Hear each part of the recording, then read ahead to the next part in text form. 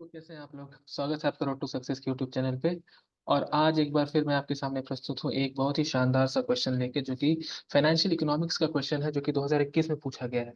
Calcutta university 2021 का one of the most important topic, मार्कोविट्स model.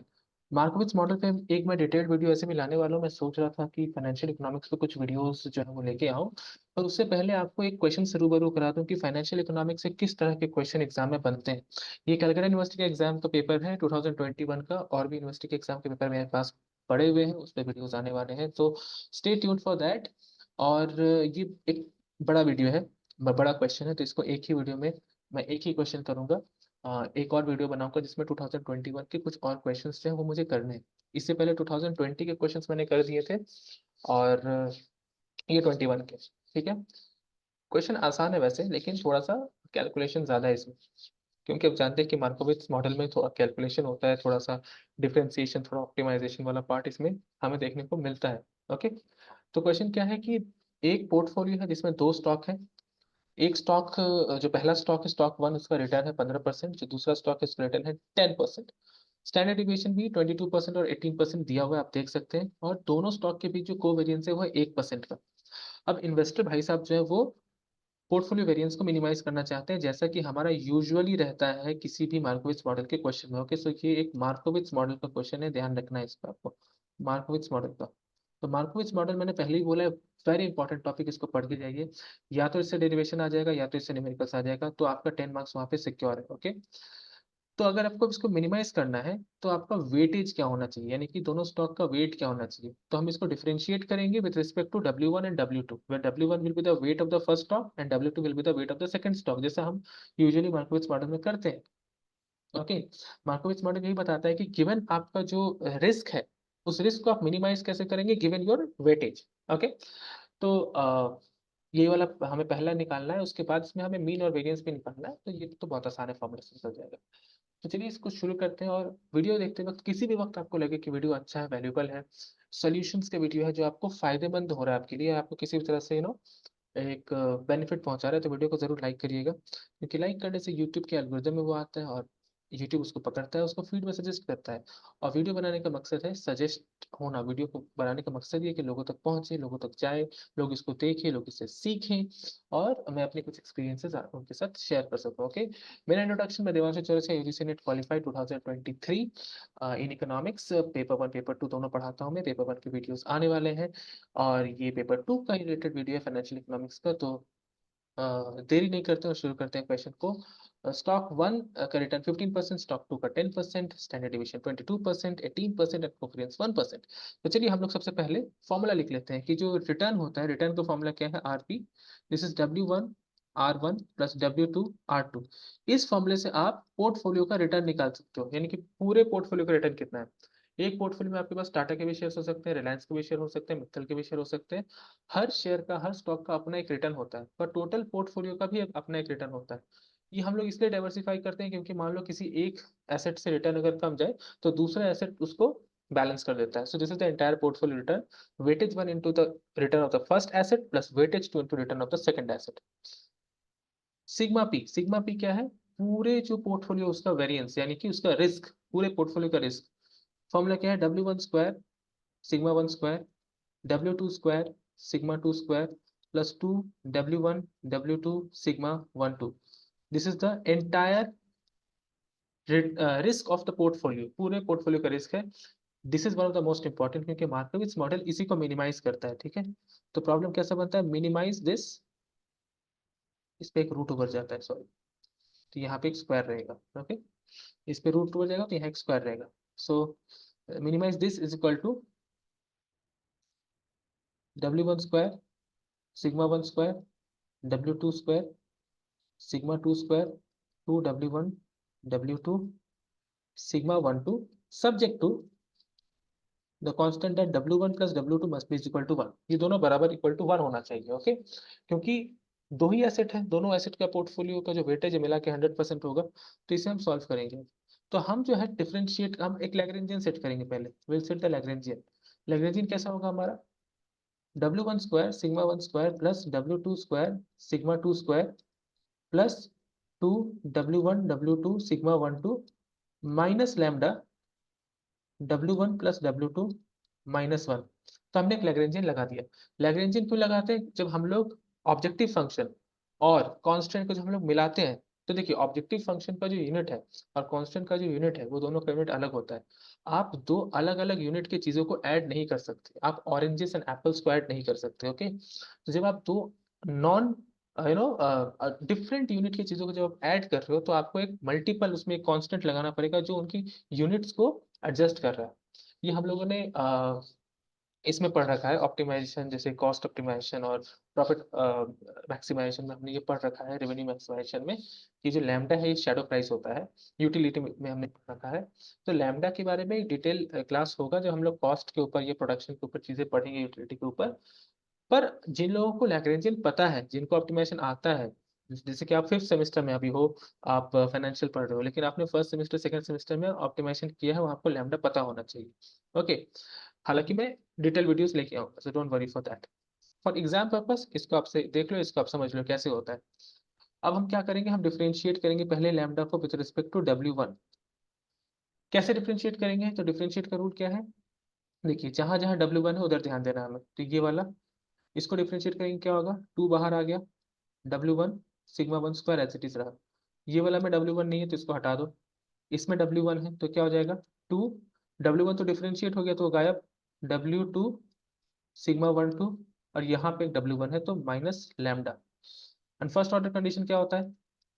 First order condition is equal to zero, यानी कि ये वाला जो चीज है, this must be is equal to zero, यानी lambda must be is equal to 2W1 sigma one square 2W2 sigma one two. ये हो गया आपका पहला, इसको वन लिख के रख देता हूँ। अब हम लैग्रेंजियन को डिफरेंशिएट करेंगे W2 के रेस्पेक्ट में। तो जहां जहां W2, मैं इसको दूसरे कलर से करता हूँ, जहां जहां W2 है उसको डिफरेंशिएट करेंगे। तो ये तो नहीं होगा, ये हो जाएगा, तो it will be 2W2 sigma two square. ये भी हो जाएगा, 2W2 नहीं लिखूंगा क्योंकि उसके रेस्पेक्ट में कर रहा हूँ। तो 2W1 सिग्मा वन टू, और यहाँ पे ये वाला, यानी कि minus lambda. Second order condition, first order condition equal to 0, so it means this thing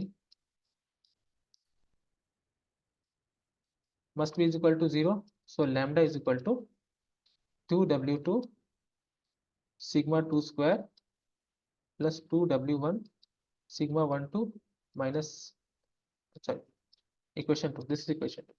अब तीसरा जो डेरिवेटिव करेंगे वो रिस्पेक्ट टू लैम्डा करेंगे। तो ये तो सिंपल होता है, कुछ मत करो, ये वाला एज इट इज लिख दो। माइनस है बाहर तो बाहर माइनस होगा। ये मैं आपको एक शॉर्टकट ट्रिक बता दे रहा हूँ, बहुत लोग इसको बैठ के डेरिवेट करते रहते हैं, वो सब कुछ करके फायदा नहीं। ये वाला जो है एज इट इज उतार दो। Okay, first order condition is equal to zero, it means W1 plus W2 is equal to one. Okay, अच्छा, इक्वेशन वन इक्वेशन टू, इन दोनों को हम इक्वेट कर सकते हैं। ये भी lambda is equal to this बोल रहा है, ये भी lambda is equal to this बोल रहा है, यानी कि अगर दोनों ही लैम्डा है, यानी कि ये वाला और ये वाला बराबर होगा। तो अगले स्लाइड में मैं यही लिखूंगा, अगले स्लाइड में मैं यही लिखूंगा, 2W1 क्या था, सिग्मा वन स्क्वायर, फिर क्या था, 2W2 sigma one two, 2W2 sigma one two, this is equal to this thing, 2W2 sigma two square, 2W2 sigma two square plus 2W1 sigma one two plus 2W1 sigma one two. Okay, अब values डालेंगे इसमें, values डालेंगे, 2W1 पता नहीं, रहने दो। Sigma one कितना दिया है, तो सी sigma one is 22%. It means 0.22. Sigma 1. Sigma 2 is 18%. It means 0.18. Okay. Return 1 is 15%. यानी कि 0.15. And return 2 is 10%. यानी कि 0.10. And sigma 1 2 is covariance, which is 1%. That means 0.01. ये वैल्यूज हम वहां डालेंगे। तो सिग्मा 1 is 0.22. तो 0.22 square 2W2 sigma 1 2 is 0.01. 2W2 sigma 2 is 0.18. 2W1 sigma 1 is sigma 1 2 is 0.01. Okay, so 0.22 is 0.0484, square कर देंगे। So 2 into W1 into 0.0484, 2 into 0.01 is 0.02 W2. This again 2 W2 into 0.18 is 0.0324. 2 W1 into 0.01 is 0.02 W1. Okay, so I hope ये आपको समझ में आ रहा होगा. This is mathematics, basic maths कर रहा हूँ. ओके, जस्ट मल्टीप्लाई कर रहे हैं. अभी जहां से ट्रिक होगा, जहां से टेक्निक होगा, मैं बताऊंगा. ये तो बेसिक मैथ्स है तो आपको पता है. अगर मैं स्टेप जंप भी कर दूं तो आप इसको कर लोगे. ओके, तो 2 इंटू 0.0484 इसको मैं मल्टीप्लाई करता हूँ. तो it would be what, this will be, okay, let me multiply this. Let me multiply this. Calculator.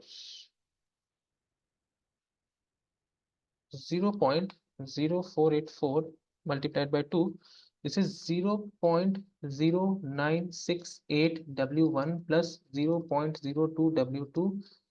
This is 2 into 0.02 into 0.0324, that is 0.0642 W2 plus 0.02 W1. चलिए W1 W2 को एक तरफ कर लेते हैं.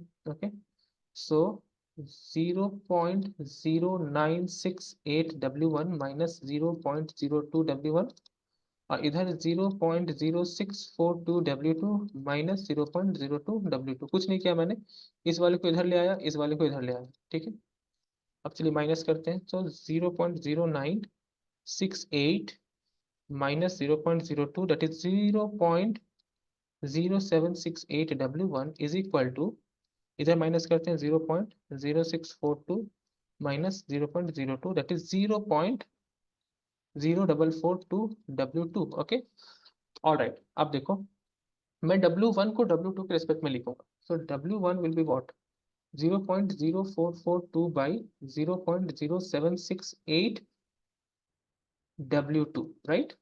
इसको मैं इधर ले आया. अब ये जो है इसको चलिए सॉल्व कर लेते हैं फटाफट. डिवाइडेड बाई, क्योंकि चीजें सिंपल हो जाएंगी, आपके हाथ में कैलकुलेटर है तो ज्यादा टेंशन लेने की बात नहीं है. तो दिस इज 0.57. मैं फिर एक बार कर लेता हूँ, मैं कुछ गड़बड़ नहीं करना चाहता. कैलकुलेशन में मेरी बहुत गड़बड़ होता है मेरा. 0.0768, 0.575. So it means W1 is equal to 0.575 W2. This is our equation 4. Now ये जो है इसको हम इस वाले में पुट करेंगे. W1 में ये जो W1 का वैल्यू आया ये पुट करेंगे. ओके, सो क्या है, W1 plus W2 is equal to 1.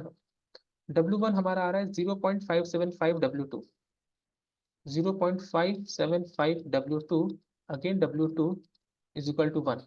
Okay, so take W2 common. 1 plus 0.575 is equal to 1, so W2 would be 1 over 1.575. Okay, so 1 over 1.575, so 0.634. So W2 is coming to be 0.634, यानी कि तकरीबन 63%. Okay, so W2 is equal to 63%. तो W2 अगर 63% है तो W1 कितना होना चाहिए, 100 माइनस 63%, दैट इज 37%. यानी कि इस बंदे के जो पोर्टफोलियो है, इस पोर्टफोलियो में जो पहला एसेट है उसका वेटेज है 37% और जो दूसरा एसेट है उसका वेटेज है 63%. हो गया, बात खत्म. मार्को मॉडल कर लिया हमने. बहुत ही आसान है, बस ऑप्टिमाइज करिए. जैसे लैग्रेंजियन करते हैं वैसे करिए, वैल्यूज को बैठाइए. ऑल राइट, इसमें एक और पार्ट पूछा है. Calculate the mean and the variance of the minimum variance portfolio. Mean और वेरिएंस निकालना है. मीन के लिए ये फॉर्मूला लगा देंगे, वेरिएंस के लिए फॉर्मूला लगा देंगे. वेटेज हमें मिल चुका है, सिंपल. तो चलिए करते हैं इसको. मीन का फॉर्मूला क्या है, W1 R1 W2 R2. W1 है 0.37, 37%. R1 है कितना दिया, R1 15% यानी 0.15. W2 है 63% यानी 0.63 और R2 कितना दिया है 10% यानी 0.10. चलिए इसे सॉल्व करते हैं. तो 0.37 मल्टीप्लाइड बाई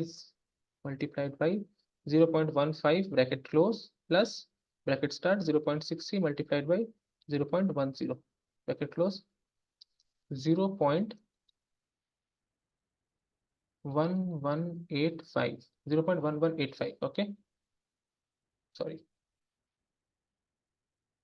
इंटू 100 यानी कि 11.85% है. Market portfolio return, very simple, very easy, बस वैल्यूज डालो, सॉल्व करो। आपके हाथ में कैलकुलेटर है, आपके हाथ में कैलकुलेटर है, कैलकुलेटर इस्तेमाल करना आना चाहिए भाई। मैं आपको कैलकुलेटर इस्तेमाल करना नहीं सिखा सकता, ओके, वो आपको आना चाहिए। अब रिस्क निकाल लेते हैं, रिस्क भी निकालने बोला है, okay. So root over W1 square sigma 1 square W2 square sigma 2 square plus 2 W1 W2 sigma 1 2, weightage हमारे पास है, W1 इज 0.37, तो 0.37 का स्क्वायर कर दो, सिग्मा 1 स्क्वायर, सिग्मा 1 इज 22%, यानी कि 0.22 का स्क्वायर कर दो, okay.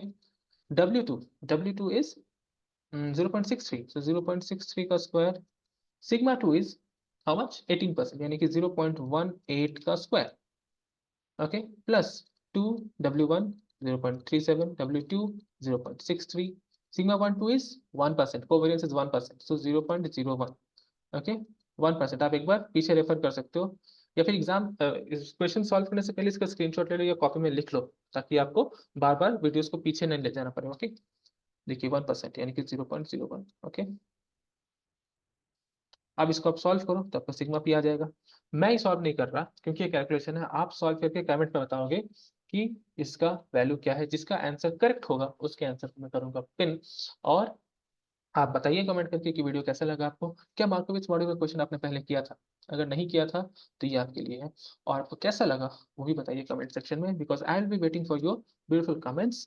And don't forget to like the video, share it with your friends. Fifth semester के बच्चों क्या कर रहे हो, दोस्तों के साथ शेयर करो, उनको भी काफी इंपॉर्टेंट जो डिस्कशन है वो मिले, okay. So this is very important, share with your friends, like this video so that it appears on the feed of YouTube when the people of fifth semester scroll down through their YouTubes and comment it and let me know did you like the video and also give me the feedback. So that's it for today with you, ये है आज के video के लिए, इतना ही है। अगले video में अगले क्वेश्चंस को लेके आऊंगा मैं 2021 के financial economics group C, so stay tuned for that. बहुत बहुत धन्यवाद, थैंक यू स्टूडेंट्स।